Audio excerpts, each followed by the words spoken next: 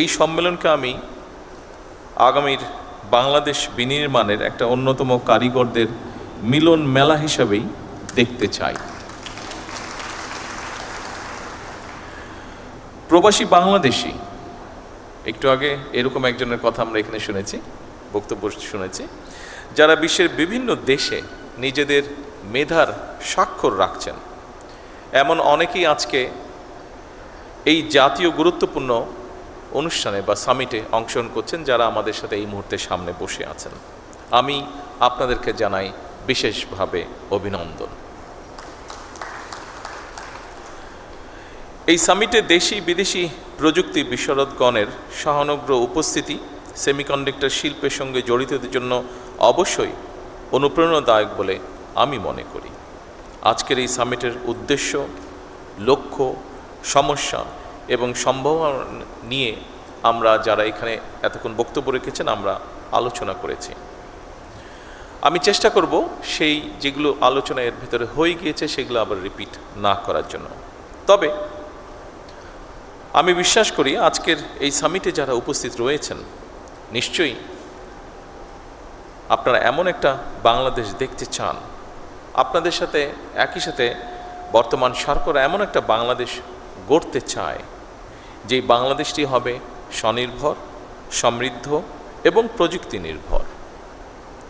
এই সম্মেলনের মাধ্যমে আমরা বর্তমান এবং ভবিষ্যৎ প্রজন্মের সামনে আমাদের সর্বোচ্চ যে চেষ্টা সেটা হচ্ছে একটা মেধা ভিত্তিক বাংলাদেশের সম্ভাবনার বার্তাটা পৌঁছে দেওয়া। সম্মানিত সকল উপস্থিতিবৃন্দ, সমগ্র পৃথিবী বা বিশ্ব একটা এমন সন্ধিক্ষণে দাঁড়িয়ে আছে যেখানে কৃত্রিম বুদ্ধিমত্তা, রোবোটিক্স এবং স্বয়ংক্রিয় প্রযুক্তি মিলেমিশে চতুর্থ এবং পঞ্চম শিল্প বিপ্লবের ভিত্তি রচনা করছে।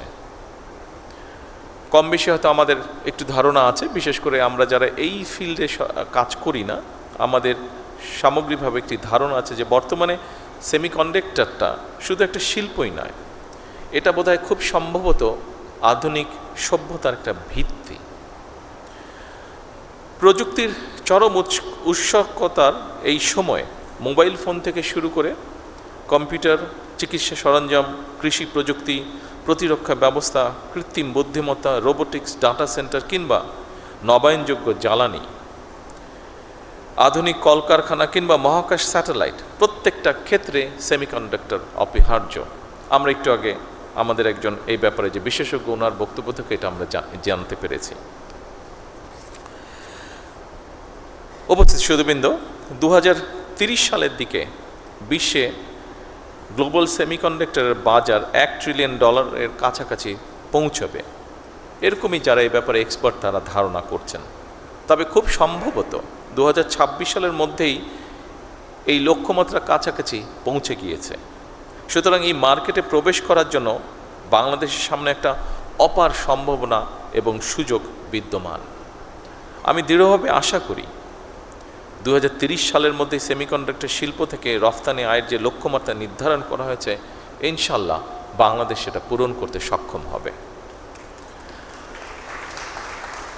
সম্মানিত উপস্থিতিবৃন্দ, এর আগে যারা বক্তব্য রেখেছেন তাদের কারো কারো বক্তব্য থেকে আমরা জানতে পেরেছি বাংলাদেশের 3000-এরও বেশি সেমিকন্ডাক্টর পেশাজীবী বর্তমানে আমেরিকা, মালয়েশিয়া, দক্ষিণ কোরিয়া, জাপান, সিঙ্গাপুর এবং ইউরোপ সহ বিশ্বের বিভিন্ন দেশের বিভিন্ন বড় বড় প্রযুক্তি কোম্পানি, গবেষণা প্রতিষ্ঠান, বিশ্ববিদ্যালয় তারা তাদের যোগ্যতার প্রমাণ রেখে চলেছেন। ইঞ্জিনিয়ার, আর্কিটেক্ট, গবেষক, ম্যানেজার, উদ্যোক্তা হিসাবে অবদানও তারা রাখছেন। প্রবাসে বিশ্ব স্বীকৃত এই সব মেধাবীদেরকে বাংলাদেশের সমৃদ্ধির পথে আরও গভীরভাবে যুক্ত করার ব্যাপারে সরকারি বেসরকারি পর্যায় থেকে উদ্যোগ নেওয়া অত্যন্ত জরুরি। উপস্থিতিবৃন্দ, বাংলাদেশে ইতিমধ্যেই semiconductor design, verification, training, embedded system, power electronics এবং অ্যাডভান্স প্যাকেজিং এইসব ক্ষেত্রে কাজ শুরু হয়েছে। দেশের বেশ কিছু প্রতিষ্ঠান ইতিমধ্যে আন্তর্জাতিক বাজারেও প্রবেশ করেছেন।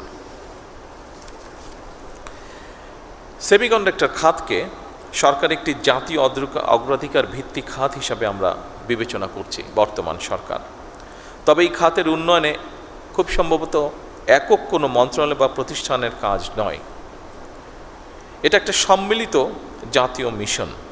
এই মিশনের দায়িত্ব শুধু সরকারের নয়, একই সাথে আমি মনে করি বিশ্ববিদ্যালয়, গবেষণা প্রতিষ্ঠান, শিল্প খাত, উদ্যোক্তা এবং প্রবাসী বিশেষজ্ঞ সবার আমাদের এই দায়িত্ব। এবং সেই লক্ষ্য পূরণের জন্য বর্তমান সরকার বিশেষ করে সেমিকন্ডাক্টর শিল্পকে এগিয়ে নিতে চলতি বাজেটে, যা আপনারা রেহানের বক্তব্য থেকে এরই মধ্যে শুনেছেন, চলতি বাজেটে এই শিল্পের সঙ্গে জড়িতদের চাহিদা অনুযায়ী এই সেক্টরে যারা ইনভলভ আছেন তারা আমাদের সাথে কথা বলেছিলেন এবং তাদের প্রতি সম্মান রেখে এবং এই সেক্টরটাকে এগিয়ে নিয়ে যাবার জন্য আমরা চেষ্টা করেছি এই সেক্টরকে কিভাবে সামনে এগিয়ে নিয়ে যায় তার জন্য আমরা কতগুলো পদক্ষেপ গ্রহণ করেছি। বিশেষ করে এই বাজেটে সেমিকন্ডাক্টর শিল্প তৈরির সকল কাঁচামালের উপরে সব ধরনের ট্যাক্স বা শুল্ক প্রত্যাহার করা হয়েছে। সেমিকন্ডাক্টর ডিজাইন সার্ভিসে রফতানি আয়ের উপরে নগদ ইনসেন্টিভ বা প্রণোদনা চালুর উদ্যোগও নেওয়া হয়েছে। একই সঙ্গে নতুন উদ্যোক্তা উদ্ভাবন বাস্তবায়নের জন্য সরকার প্রথমবারের মতন বছরে 500 কোটি টাকার স্টার্ট আপ অনুদানও রেখেছে। ইতিমধ্যে এই প্রক্রিয়াটি শুরুও হয়েছে এবং স্টার্ট আপের যে অনুদান সেটি আমরা চেষ্টা করেছি সঠিকভাবে, যতটুকু সম্ভব সঠিকভাবে আমরা বিভিন্ন জনকে উৎসাহিত করার জন্য সেটি তাদের হাতে পৌঁছেও দেওয়া হয়েছে। উপস্থিত সকল সম্মানিত সুধীবৃন্দ, আজকের এই সামিটে আমি আবারও নিশ্চিত করতে চাই আপনাদের কাছে, বর্তমান সরকার ইতিমধ্যেই সেমিকন্ডাক্টর শিল্পের জন্য ব্যবসা বান্ধব তৈরিতে, পরিবেশ তৈরিতে সর্বাত্মক পরিকল্পনার বাস্তবায়নের কাজ শুরু করেছে। বিনিয়োগ বান্ধব নীতি, কর সুবিধা, বন্ডের সুবিধা প্রদান এবং বিশেষায়িত অবকাঠামো নিশ্চিত করতে সরকার প্রতিনিয়ত চেষ্টা করছে কাজ করার জন্য। বিদ্যমান যে সকল হাইটেক পার্ক আছে এগুলোকে আধুনিকরণের পাশাপাশি একটি বায়োটেক পার্ক নির্মাণেরও পরিকল্পনা আমরা করছি।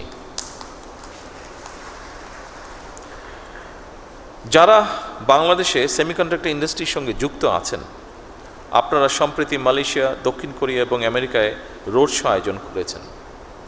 বাংলাদেশের সেমিকন্ডাক্টর সম্ভাবনাকে আন্তর্জাতিক পর্যায়ে আপনারা তুলে ধরেছেন। নিঃসন্দেহে এটি একটি প্রশংসাযোগ্য বিষয়। উপস্থিতি সুধীবৃন্দ, আমাদের সামনে নিঃসন্দেহে বহুমাত্রিক চ্যালেঞ্জ আছে। দক্ষতার হয়তো বা ঘাটতিও আছে ক্ষেত্র বিশেষে, ল্যাবের সীমাবদ্ধতা আছেই, বিনিয়োগেরও হয়তো সীমাবদ্ধতা আছে, আন্তর্জাতিক বাজারে কঠিন প্রতিযোগিতাও রয়েছে। তবে সকল সীমাবদ্ধতাকে অতিক্রম করে এগিয়ে যাওয়ার অদম্য ইচ্ছাই কিন্তু আমাদের রয়েছে। আমি আজকের এই অনুষ্ঠানে এতটুকু আপনাদেরকে বলতে চাই, আমার সরকারের অবস্থান থেকে আপনাদের সেই অদম্য ইচ্ছাকে কাঙ্ক্ষিত লক্ষ্যে পৌঁছে দেবার জন্য সাধ্য এবং সামর্থ্যের সবটুকু দিয়ে ইনশাল্লাহ বর্তমান সরকার আপনাদের পাশে রয়েছে এবং থাকবে। সীমাবদ্ধতা, প্রতিকূলতা এবং নানা প্রতিবন্ধকতা পেরিয়েই বাংলাদেশ বর্তমানে কৃষি, পোশাক শিল্প, প্রবাসী আয় এবং ডিজিটাল সেবায় সফলতা দেখিয়েছে। আমাদের মেধাবী, তারুণ্য, দক্ষ এবং উদ্যমী জনশক্তির উদ্ভাবনী শক্তির উপরে ভর করে পোশাক শিল্পের পরে, যেটি আমি দৃঢ়ভাবে বিশ্বাস করি, পোশাক শিল্পের পরে সেমিকন্ডাক্টর শিল্পই হতে পারে বাংলাদেশের জন্য আরেকটি সম্ভাবনায় অর্থনৈতিক গন্তব্য।